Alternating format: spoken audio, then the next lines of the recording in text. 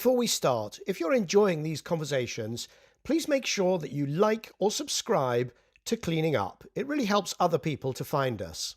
Cleaning Up is brought to you by Capricorn Investment Group, the Liebreich Foundation, and the Gilardini Foundation. Hello, I'm Michael Liebreich, and this is Cleaning Up. Now, most of my guests on Cleaning Up have spoken about the decarbonisation of the electrical system through renewables or nuclear. They've talked about decarbonisation of transportation, decarbonisation of heating, domestic, offices, commercial heating. My guest today is Dr. Silvia Madeddu, and she is a great expert on the decarbonisation of industry.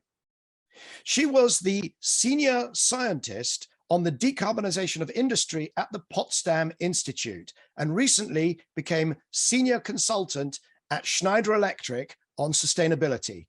Please welcome Dr. Silvia Madeddu to Cleaning Up.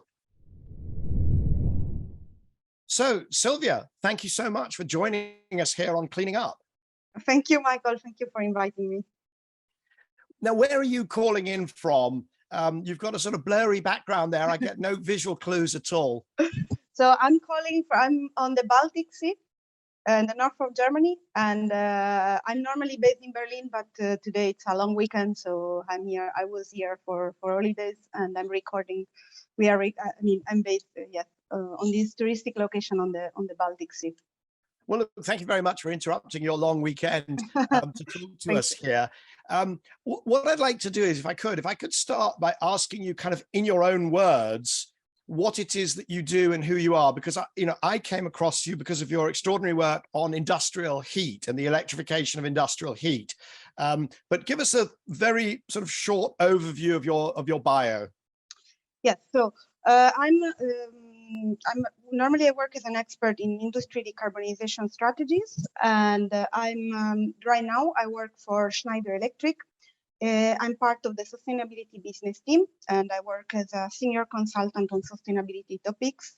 So in few words, my everyday job consists of supporting these companies in assessing their carbon footprint and also advising them on best practices on how to decarbonize their businesses. Yes, and before joining Schneider, I worked for 4 years at the Potsdam Institute for Climate Impact Research, and you might be exactly familiar with my work. We published this study, which I think, to my knowledge, is the first technical assessment on the feasibility of industrial electrification. And of course, from the Potsdam Institute, we had Johan Rockström. It was one of my, I'm not supposed to have favorite episodes, but that was one of my favorite episodes, talking about the planetary boundaries and the sort of time dimensions between when we need to act and then when the really bad impact of climate change might happen and how long feedbacks might take and so on. And he was, very brilliant. So he was the director of the Institute.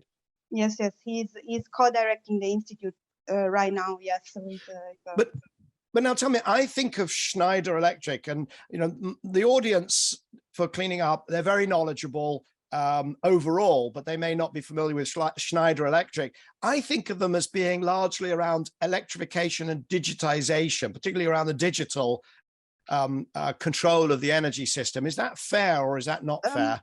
So Schneider Electric is a leading company on digitization. So what they do is they support companies in automating in process automation, but they all have many different hubs, many different teams. So they also work a lot on energy management, energy efficiency, and then so obviously these measures are in a way connected to if we want to talk about digitalization, process automation, smart management. I think they all go hand in hand with electrification, of course.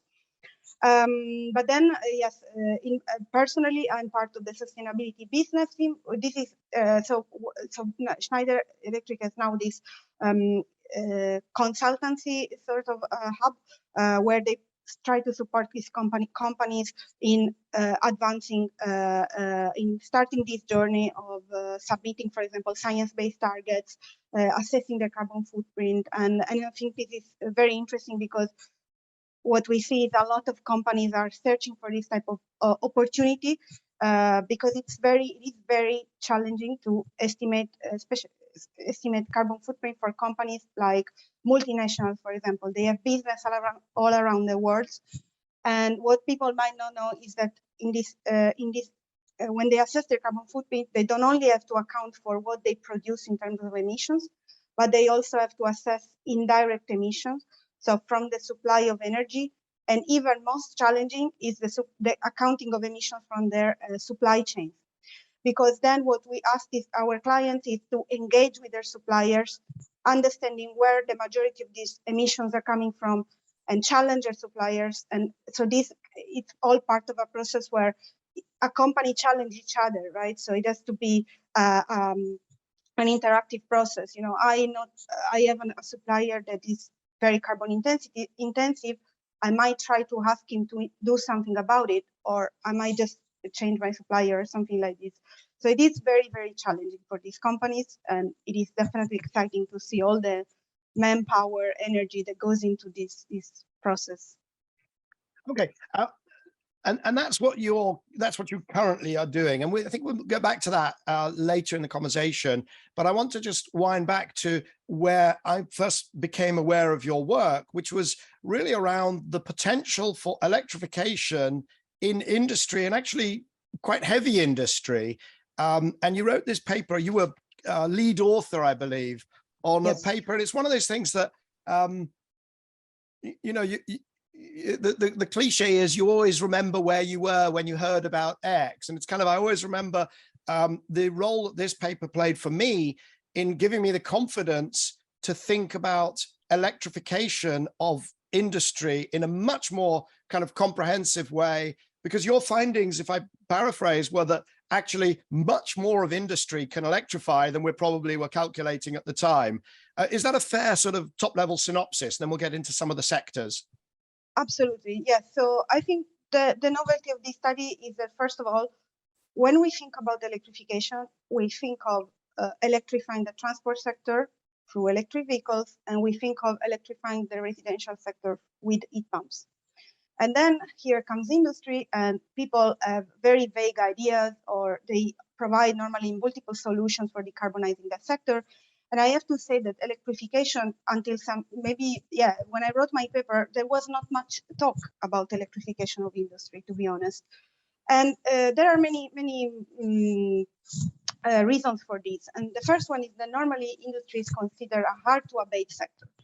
And when they talk about, argument why industry is considered a hard to abate sector, they always mention that industry relies heavily on fossil fuels, which in my opinion, of course it's true, but it is not less, it does not more true than for other sectors. You know, it's not that transport was not relying so much on fossil fuels, or the residential is not relying on fossil fuels. So the reality is that industry relies on fossil fuels for different purposes. So they use fossil fuels for heating, and they use fossil fuels for as raw materials for their processes. And so that's why industry is always so hard linked to fossil fuels. But obviously, and so by thinking of the reliance of industry on fossil fuels, well, 70% of the energy demand from industry comes from fossil fuels, and it's all used for heat purposes, or the majority of it is used for heat purposes. So we thought, okay, the best way to decarbonize the sector is to decarbonize its energy supply. And so considering that electricity provides only 20-25% of energy to industry, and the remaining fossil fuels, we want to tackle the fossil fuels. And the thing that I usually hear at about this stage when I've tried to explain this is, oh no, but we're talking about high temperature heat, and that really can only be delivered by gas. And I hear this all the time. You've probably heard it also thousands of times. This is also something that was very surprising to me, because actually we have plenty of electric technologies that can supply heat to very high temperatures that are even higher to those that industry needs in their normal processes. So industry normally needs temperatures up to 2000 degrees. Very rarely they will need temperatures above above 2000 degrees C. And electric technologies can go way above this temperature range. So we don't have any problem in terms of the temperature that an electric technology can reach. There is induction, there is resistance, there is electric arc furnaces or plasma torches. They all go above 2000. Then we have other technologies that go above 1000, like microwave and infrared heating. Now, what I highlight in my study is that the problem of these technologies is that so far, in some cases, not in all of them, but in some cases, they were applied to very specific processes. For example, electric arc furnaces is mostly used to produce steel. Induction is used for melting metals, and then we have plasma torches, very niche applications, like for example welding. So and then I wanted to understand why is this? Why we didn't use electric technologies more in industry? And so I also contacted some manufacturer of gas and electric furnaces, and I asked, okay, what is so I was trying to understand what is their market, and what they said is that, well, we can produce an electric furnace that is as large as a gas furnace used in industry, so for it that it can be applicable to an industrial process. But the problem is that we don't have demand for this type of furnaces because industry would spend too much in electricity bills, and they prefer to use gas. And so it seemed to me that it's not an engineering problem. It's not that scaling up these furnaces or these electric appliances is an engineering problem. It's more, I don't have demand for it, so I don't have a market for it, so I don't produce the furnace. And by not producing the furnace and not implementing the furnace in an industrial process, I also don't improve the technology. So I don't have the opportunity to optimize the technology, to make it more efficient, to integrate it better in an industrial context. So we see that these appliances sometimes are very niche applications. So that was what I found out. Okay, so that's kind of the first takeaway, hopefully, for the audience from this conversation, is that there is no shortage of electrical technologies that can get to very high temperatures. The way I usually answer the question is, look, we do arc welding, so of course they can get to high temperatures. But in your paper, table 1, and we'll put a link in the show notes, you go through a whole list of technologies, electrical technologies that can get to very high temperatures. And so what you're saying, though, is that so far they've not been used because they are more expensive, or at least there's the fear that they would be more expensive than natural gas, correct? Yes, correct. So, well, first of all, let me specify that this study is based on the European industry. So obviously I'm talking about the European context, right? And so in these technologies are used in industry for sure, like you just mentioned, welding. But we want to, if we want electrification of industry to increase, we need to spread more the electrification. The electrification has to penetrate more within the industry. So we will have to use these technologies for many other processes and more extensively. So that's what I found exactly, that for industry today, power, on average in Europe, the electricity cost is 3 times that of gas. Well, these are numbers before this energy crisis. And so it is very expensive to power a process with electricity, which in a way is contradictory because we know that renewables are the cheapest energy source that we have today. So what we, right. So it is the cost that we have today in our electricity in Europe. It's coming, it's due to many factors, huge taxes and levies, but also the fact that obviously we don't have still that capacity of renewables in our grid. So, yeah. Okay, now we're going to get on to what happens now, what happens next, because of course, if you compare electrification to natural gas, it's not just that there's a price difference, there's also an emissions difference. So if you say, well, hang on a second, now we need to get off the natural gas, or we need to capture the carbon or something, then the cost of that is going to go up, and we'll talk a bit about where that ends up.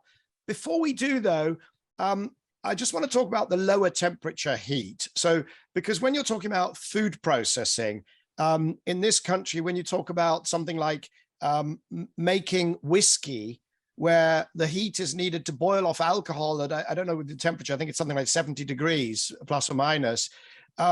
What is the role within your work of heat pumps for those lower heating temperatures? Is that just a complete no-brainer, or there are good reasons why we shouldn't do that?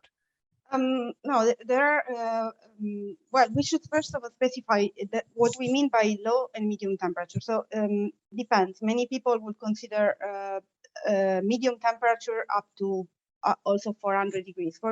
So if we identify a temperature range from up to 200 degrees, this would be also low and medium. But let's think about what the heat supply up to 200 degrees. So heat pumps obviously could play a very important role for industry, given that they are capable of supplying heat up to 200, which right now it's not still possible, and steam. And this is the other question. So right now we want heat pumps to supply steam. This is the new frontier. And when I wrote my paper, I'm very happy to say this, my paper is already old news, because when I wrote my paper, I consider operating heat pumps up until 100 degrees. And I mentioned that there is a limit in the pressure of the steam that they can supply, because there was a limit at the time of 3 bar. At least this was my knowledge. So I basically, my study excluded heat pumps from the steam supply and from all the heat supply above 100 degrees. Now, there has been incredible, but really incredible, astonishing development in the heat pumps field only in the past 3 years. So right now, I was researching right now what is the temperature limit of heat pumps at the moment. I found that there are already commercial heat pumps that are supplying heat at 160 degrees. Yeah. They can supply steam up to 6 bar. At least these are the examples I found, and maybe there might be even more performing heat pumps. But this is incredible development. And I'm talking about right now because obviously there are always the mechanical vapor recompressors that are also a sort of heat pump. But I'm talking more the heat pump like the closed loop or the open loop that are not classified as mechanical vapor recompressors. So there has been huge development. And so obviously I would have to really rewrite part of my paper to include these novelties. And yeah. What about if you look at, what is there a theoretical limit? Because, heat pumps producing steam, there may be people out there who are not excited about that. But, for those who can see behind me, Fermi's thermodynamics, I get terribly excited about that because the potential, the steam market is absolutely huge. And if you're now including that into heat pumps, then quite clearly that's a game changer. How far could it go? What temperatures and pressures are people achieving in the lab or the research environment? So I think right now we are the research that is going on right now is targeting temperatures above 2,000 degrees. 2,200. Let's not get overexcited. 200 degrees. So above 200 degrees, I know that there is a Danish Technological Institute. I think they are working on developing such a heat pump that would operate above 200 degrees. And in terms of pressure, I'm not sure, but right now we can definitely supply 6 bar, which is already a huge improvement to what it was 3 years ago. And steam heat pumps that supply steam exist, and they are commercial, and they can be operated can be implemented in industrial plants. And those temperatures open up the food industry, they open up the textiles industry, they open up lots of demand Absolutely. For heat that is in that, let's call it up to 200 degrees. That's a lot. That is, if we cover up to 200 degrees, that is more or less 37% of the heat demand from industry. So it's huge scale opportunity, and it's a huge opportunity to decarbonize the industry, and not only to make industry more efficient, because let's not forget that heat pump is the most efficient technology that we have to electrify industry right now. Silvia, let's come back to the question of efficiency, because I want to do some slicing and dicing on that between the sort of primary use and then the final and the useful energy efficiency. I think that's very important for that we get to that.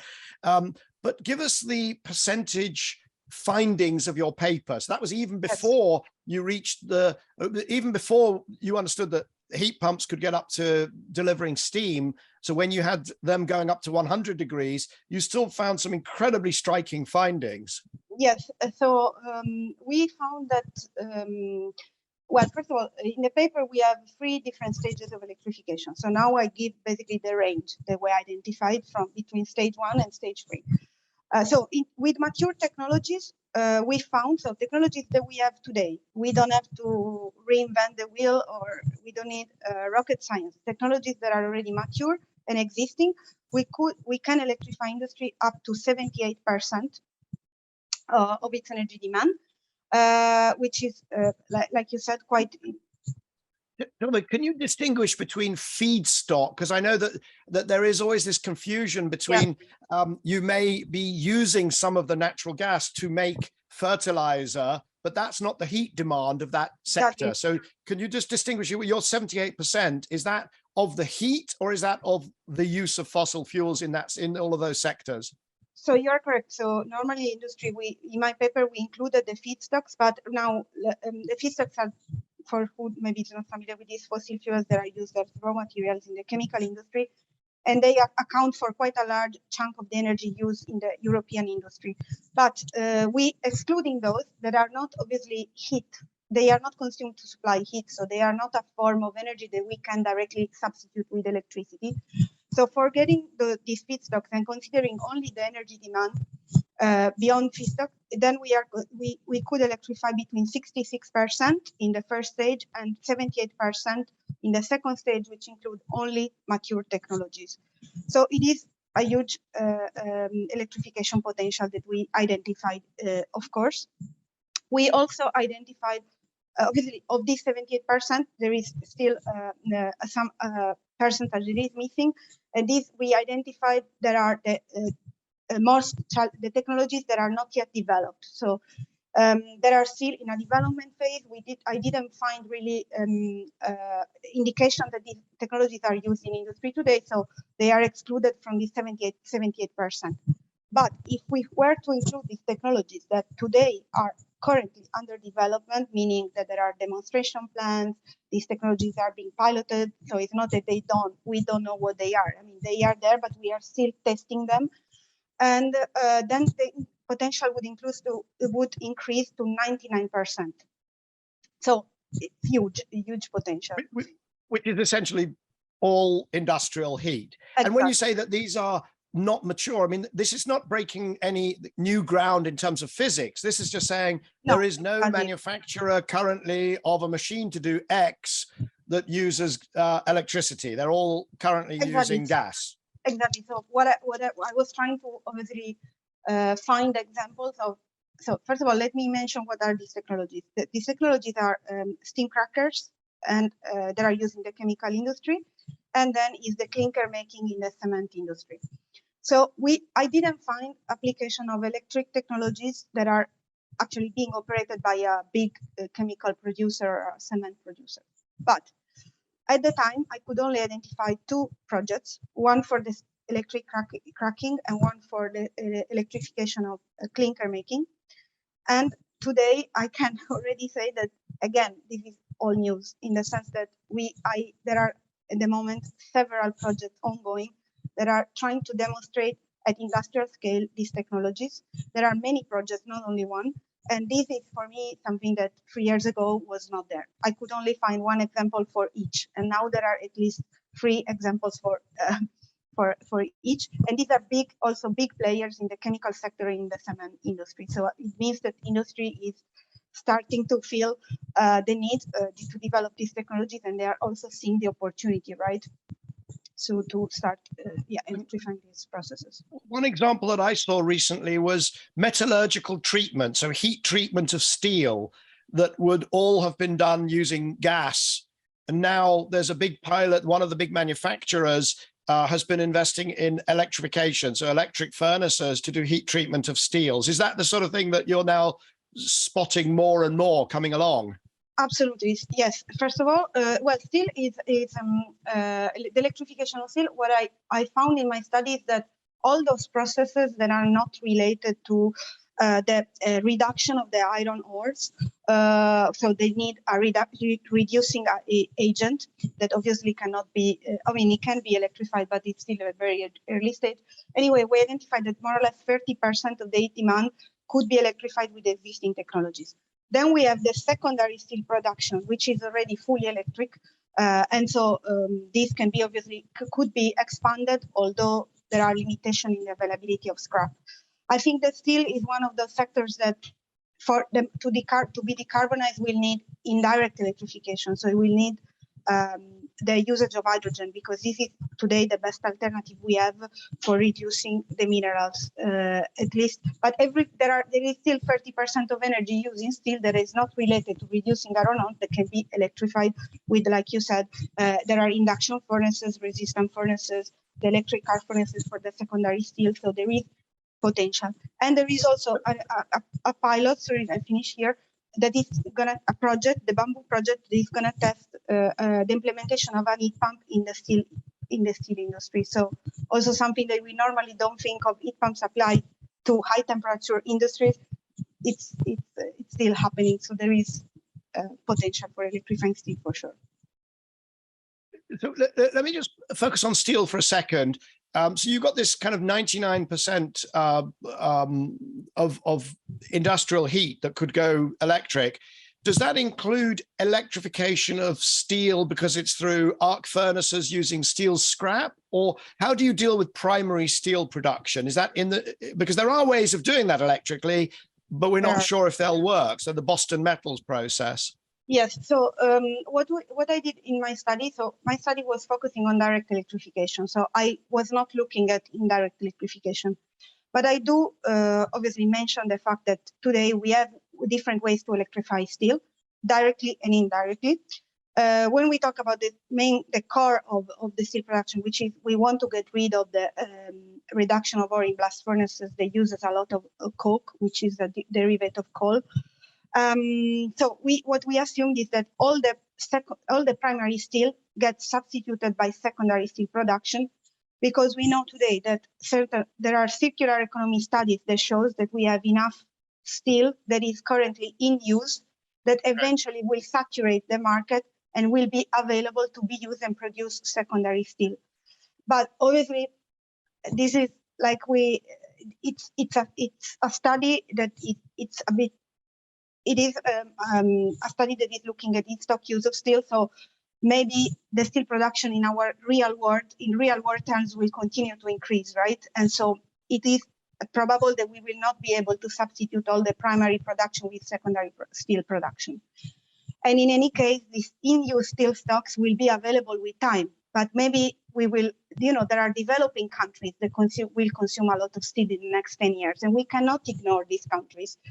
And so what the point I make in the paper is, okay, if we have this in-use stock steel, we can really produce enough steel only by the secondary method, so using the electric arc furnaces, so electrifying fully the steel.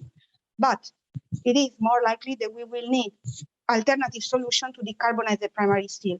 And in this sense, I think that there are two ways. One is the hydrogen route. So we produce hydrogen from renewables, and we use this hydrogen as a reducing agent.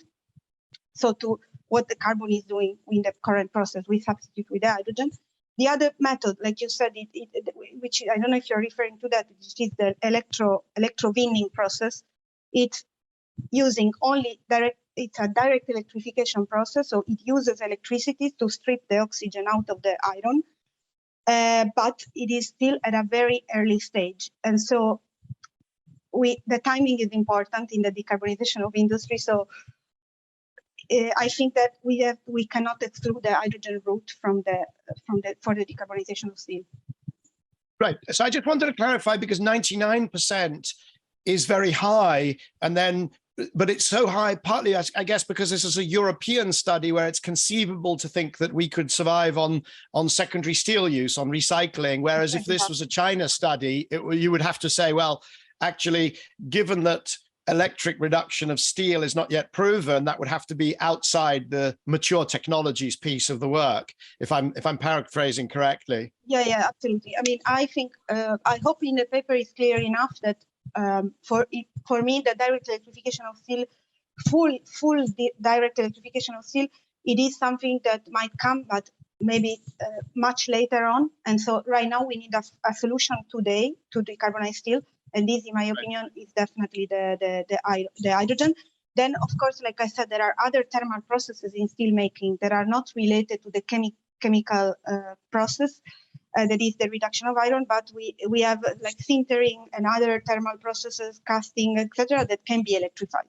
Can be electrified. Okay, and for those that, in a sense, that's a caveat around steel. There's also a caveat around these process emissions. So around cement, a big chunk of the CO2 is the chemical process, which you can still heat it all electrically, but you're still going to produce until we change the chemistry of cement.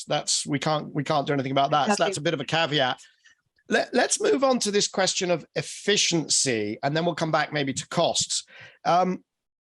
Because what you also found, and again, this was for me an incredible sort of enlightening aha, was that once you go electric, it opens up routes to efficiency that are not available when you're using gas.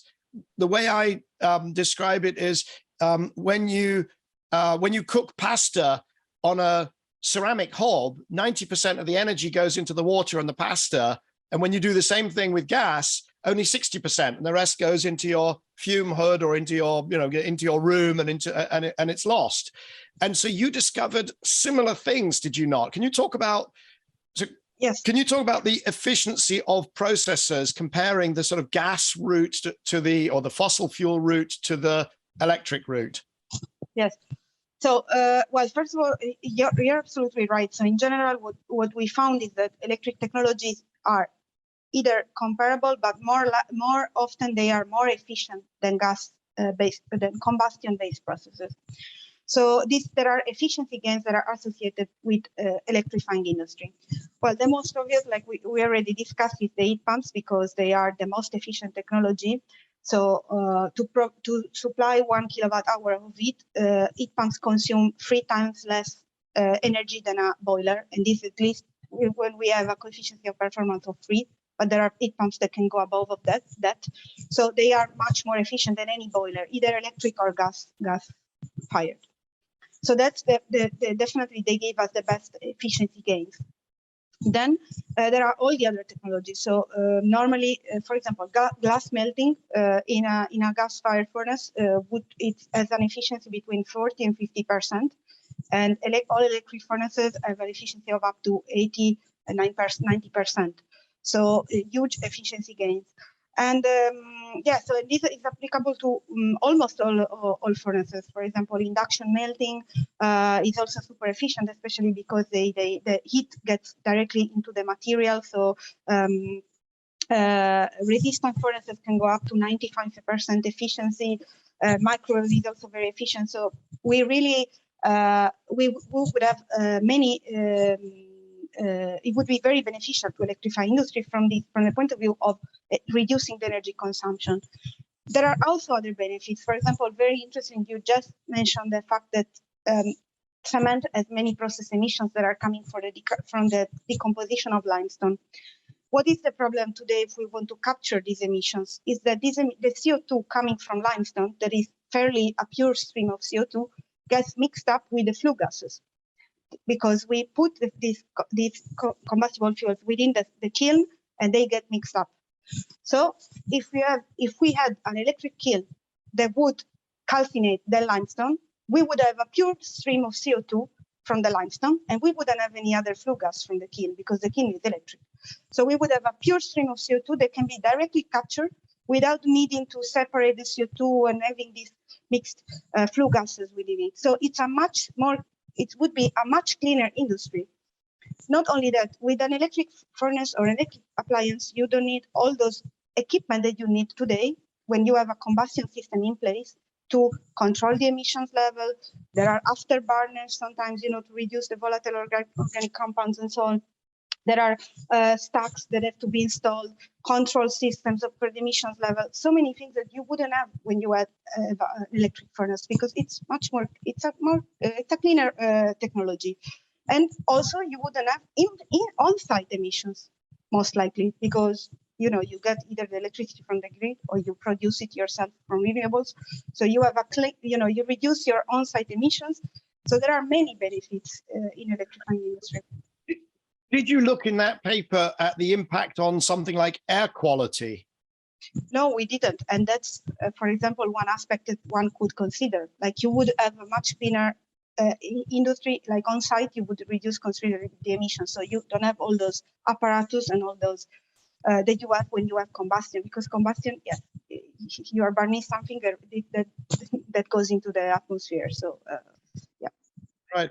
See, to me, this was a huge aha. The whole the idea that you would reduce improve the efficiency, reduce the energy need within the process, because I am constantly trying to tell people that we're not in this net zero transition. We're not trying to replace the primary energy that we currently use, because 2/3 of primary energy is thermal waste from burning coal, from burning gas, from burning oil, and also a little bit in nuclear. But it's that thermal waste that we just don't need to produce if we go straight to hydro, solar, wind. And so that's kind of like 2/3 of the problem gone. But really, now you're saying within industry, there's maybe another, did you come up with an average figure across those industrial sectors? Did you say, well, we actually will reduce energy by 20%? What did you come up with? So we found that there would be efficiency. So we would reduce energy input from between 5% and 20%. And I have to say that my paper is very conservative, because in many cases, in some technologies, I didn't have figures for efficiency. For example, I don't know how more efficient would be a furnace that is used to electrify the clinker making, because this furnace simply today is not at an industrial scale. It doesn't exist. So I was very uncertain on some efficiency levels, but we estimate in a very conservative way, I have to say, that the efficiency gain would be between 5% and 20%. And of course, now if steam can be made via a heat pump, well, that could then be, that whole piece of industry could halve the final energy use, or even more, even maybe 2/3 or 80%, depending on how, Yeah, like I said, absolutely extraordinary. These figures are all news, because now we have heat pumps that can go way above that. And just to quote a figure that was the outcome of this paper that studied the amount of waste heat from industrial processes in Europe is 300 terawatt hour per year. And this waste heat can be directly fed to, obviously also heat pumps, for example, are a great technology to recycle this waste heat, reuse this waste heat and upgrade it. So it's a very huge potential. So there's yet more potential if you actually recycle the waste rather than losing it. And now, I said we'd get back to costs, right? So the problem is that this electricity per unit of input energy is 3 times natural gas, or at least it was before the current spike in gas prices driven by Russia's invasion of Ukraine, and also the price spike at the end of that hit us at the end of COVID. But the correct comparison is not electricity versus natural gas, because we can't, or if it's natural gas, it has to be abated. Surely the correct comparison is electricity against hydrogen. Yes. So, well, I mean, in terms of hydrogen, I'm not so familiar with the cost of hydrogen right now, but I mean, I can imagine. Look, if we consider the process so we take electricity and we can use it directly, right? And this is so if there is electricity is produced from renewables, we have no energy input, let's say, which we would have if we use, for example, gas to produce electricity. So we have a clean energy source that get directly delivered to our industrial processes and get directly used with, like we said, very little efficiency losses, because electric technologies are very efficient. Now, when we talk about hydrogen production from, I guess, clean electricity, what we have is production of electricity from renewables, in theory, because we want to have green hydrogen, obviously.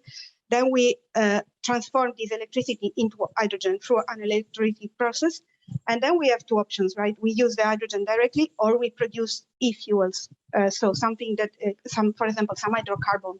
So hydrogen plus some carbon. There are huge efficiency losses in the production of hydrogen. For example, to produce to convert electricity into hydrogen, I think the efficiency is 70%. On top of that, we have to produce, we either use hydrogen directly, but if we use hydrogen directly, either we use it as to combine, for example, like in the ammonia process, or we combust the hydrogen.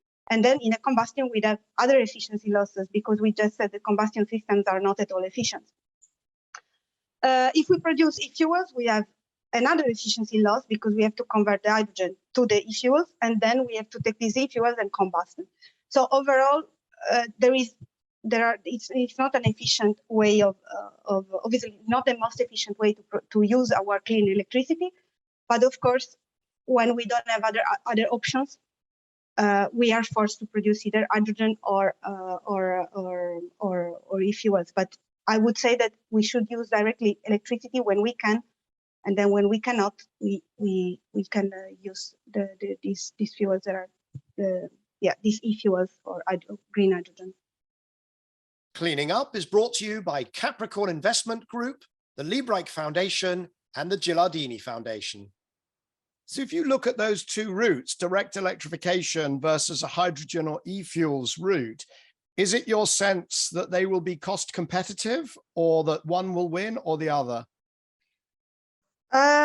Look, I think that in my opinion, there are once the electricity price affects obviously the price of the hydrogen. So in my opinion, there will be direct electrification will be always more cost competitive. But obviously, like I said, there will be certain branches of I'm talking about industry obviously, but then hydrogen obviously has other ramifications. But when I think about industry, there will be sectors where hydrogen will be the only solution, and so the price will depend on the other competing sort of energy carriers, right? So once we implement a certain carbon tax, or fossil fuels become inaccessible, like right now this energy crisis is showing that an energy carrier like gas that we always consider as the most reliable energy source for the industry is suddenly hindering the survival of many companies, right? Because energy prices are skyrocketing. So in that sense, it is possible that hydrogen will become cost competitive in certain markets, but I don't see hydrogen competing on the cost with electricity that is produced from renewables, because renewables today are the cheapest energy source that we have. So yes, I have this conversation, as you can imagine, quite often, and people say, oh, hydrogen is going to become so cheap that it's going to be the answer. But what people don't realize is, well, it comes from two sources. One is natural gas, which we've seen is risky, and so that may not be what you want to, tie your strategy to. And the other is, of course, renewables. Well, but if the hydrogen is going to be cheap, then the electricity is always going to be cheaper. The differential is going to remain the same. So you have these kind of slightly strange conversations. But there is something else, though, which is that renewable electricity is intermittent, and a lot of these processes need continuous power. So if you are making glass, you can't just make glass when the wind blows and it's sunny, or if you are doing a process, a continuous furnace of some sort. So how do you square that circle? I mean, does that redress is that a good reason to say, well, electrification, this is all great, but actually it's not going to work? So yes, you're correct. So the big challenge for industry using renewables is exactly this, that industry can never shut down. Industry has most of the time continuous operations, and it needs a very stable energy source. But for this, we have luckily available some storage opportunities, energy storage opportunities. And today there has been huge development in this field. We have had the development of these thermal batteries.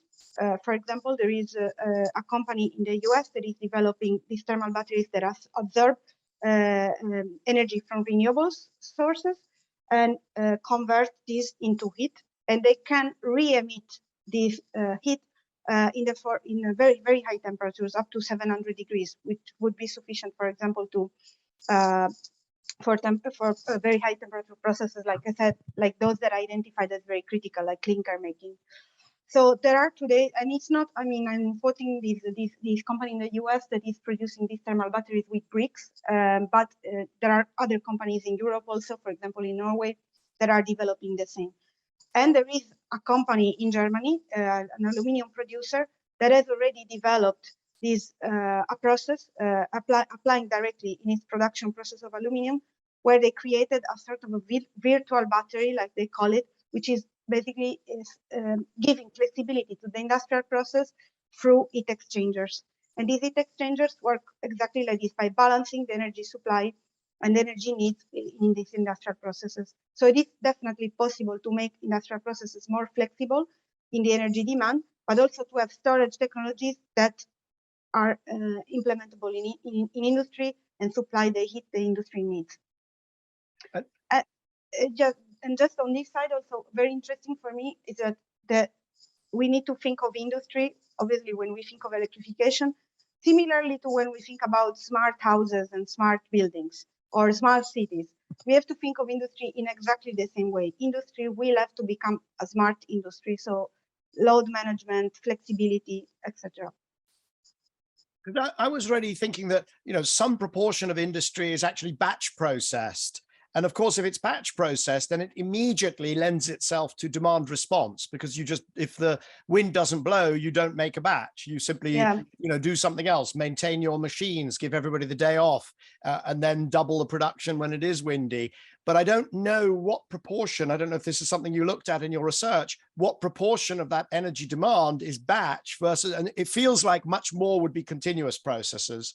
That's a good point, actually. But I think all the time that when I talk with companies, I mean, all the time their main issues is to keep their process ongoing, right? Never shut down. So I think that depending also on the scale of the production, right? Probably companies that have very large scale production, they are in continuous operations. And so in this case, the flexibility is very important, and the storage opportunities become fundamental. Right, and I know that you are nervous about naming individual companies, but I can do that. So there's companies like Energy Nest, there's Rondo in the US, there's TriMet, and there's others working on on load following in aluminium. And we might put a few links into the show notes just for people who want to chase that up. But it's really about creating a buffer between the intermittency of the renewables and then the continuous heat requirement. And something like Rondo, the temperatures they're looking at are not 700 degrees. I think they were looking at going up to 1200 degrees.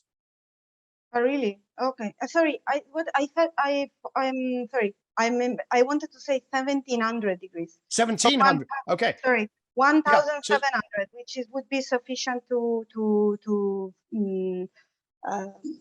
exactly, fuel, for example, supply heat sufficient for clinker making, for example, which happens around 1400 degrees. So yeah, no, you're right, definitely higher. Right, and that becomes, so it just opens up so many different avenues if you do have that high temperature thermal storage, because then you can have your intermittent renewables and you raise the temperature of something, some heat store, you keep it up there at 1700 or 1200, whatever the number is going to be. And it's much cheaper to store heat in ceramic bricks than it is in either electricity or hydrogen, I would suspect. Yes, exactly. I mean, I think we consider always storage like something very expensive, but actually the prices of the cost of also normal storing energy, like in batteries, the price of batteries have decreased, I think, by 70% in the past 10 years. So I think there was a rebound in last year, but the prices have decreased. So we see also that any storage options, the cost of storing energy is always decreasing. Historically, it's true, we thought that storing electricity would be much harder, but these thermal batteries are showing us that actually it's not, it is possible. And like you said, with materials that we are very familiar with, and we know their thermal properties, so we know how they work. There are, like you said, we mentioned Rondo with the bricks battery, but there is also companies producing batteries made of cement or materials similar to cement. So this is absolutely doable, and yeah. Now, what do you say? I've got a friend who is working on hydrogen, using hydrogen in brick kiln, brick firing, making bricks.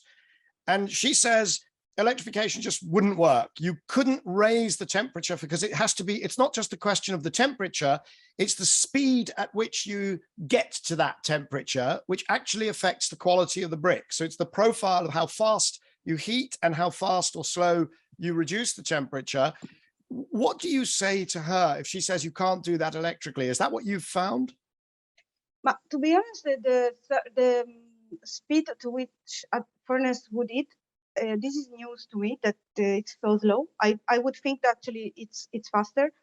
So this is news to me. But what I want to say is that this might be a case of, well, first of all, for me, hydrogen combustion to supply heat is something that should only come where there is no other alternative, and direct electrification for supplying heat to with furnaces exists as an option.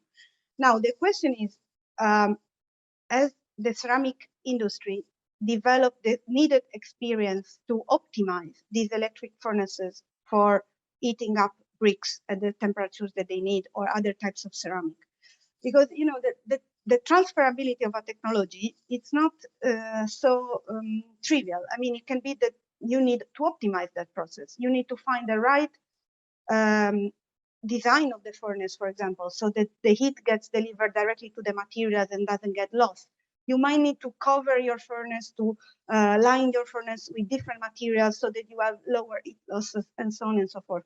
There are many aspects that, in my opinion, sometimes, so maybe this friend of yours, she's right, she didn't find the right furnace, but the problem is, I don't think it's a lack of existing technology.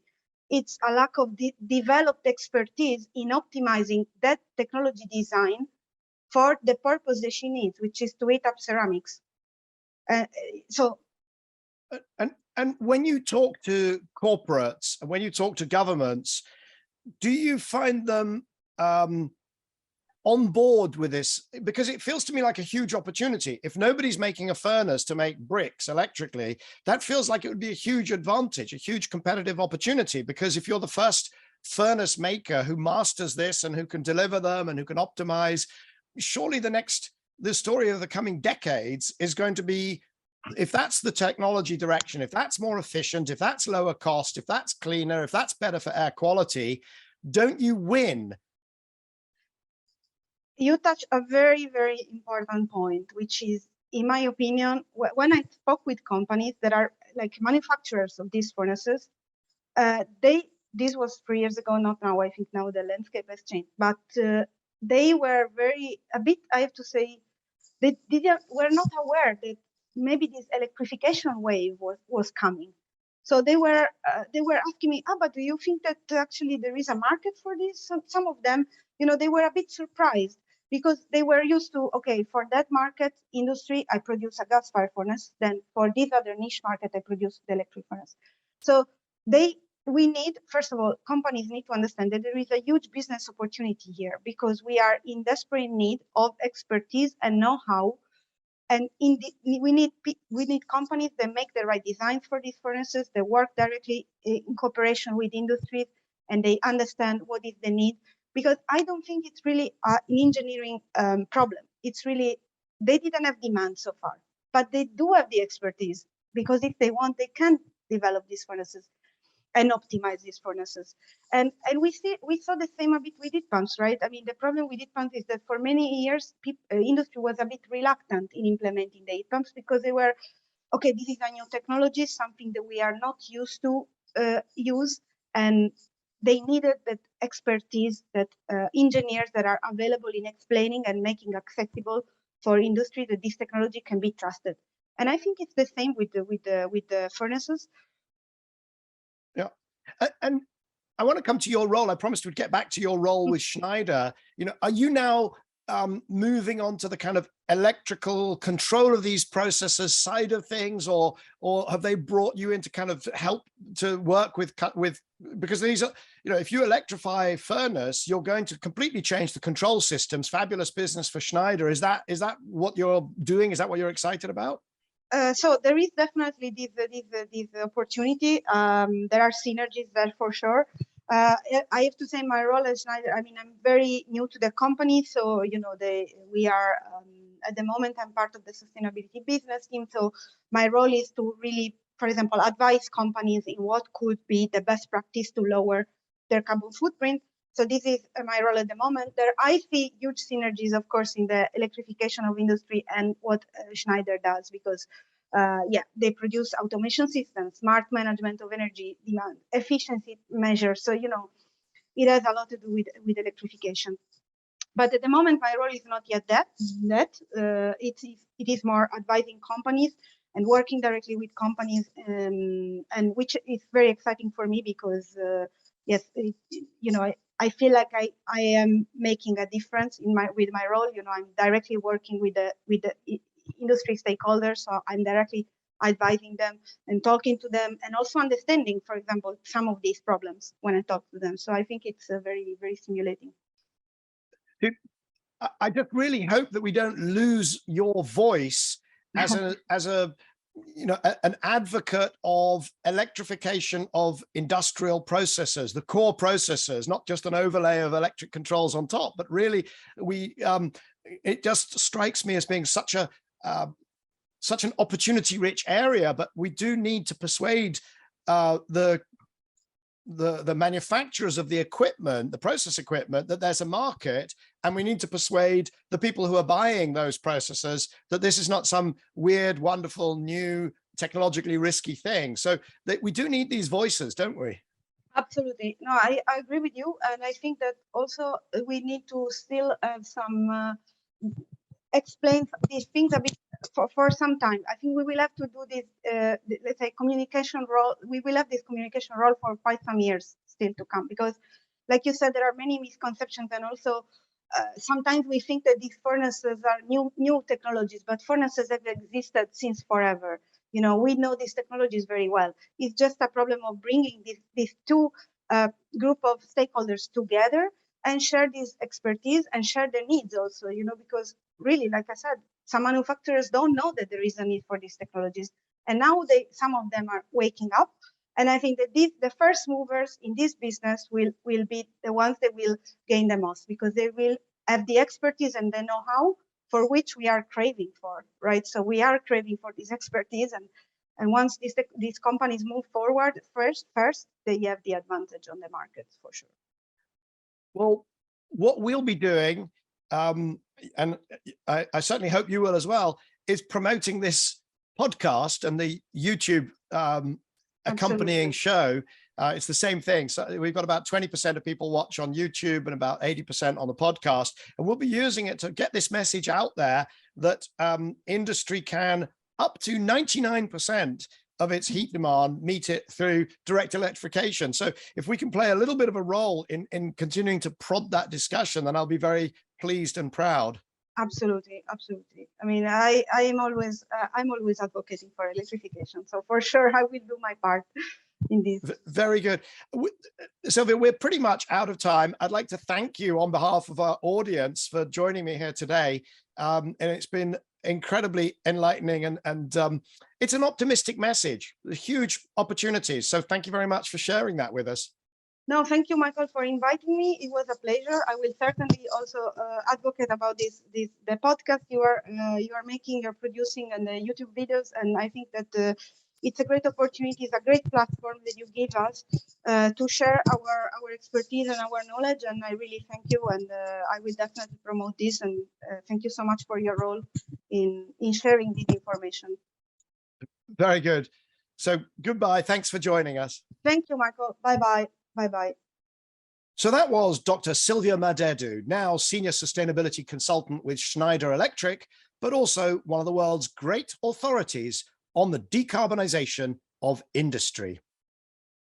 Now, next week is going to be a special episode of Cleaning Up. It'll be the audio version of my most recent piece for Bloomberg NEF, and it'll be on Russia's war on Ukraine, the impacts, and how I think it's going to give way to the great clean energy acceleration. Please join me at this time next week for an audio blog version of Cleaning Up. Cleaning Up is brought to you by Capricorn Investment Group, the Liebreich Foundation, and the Gilardini Foundation.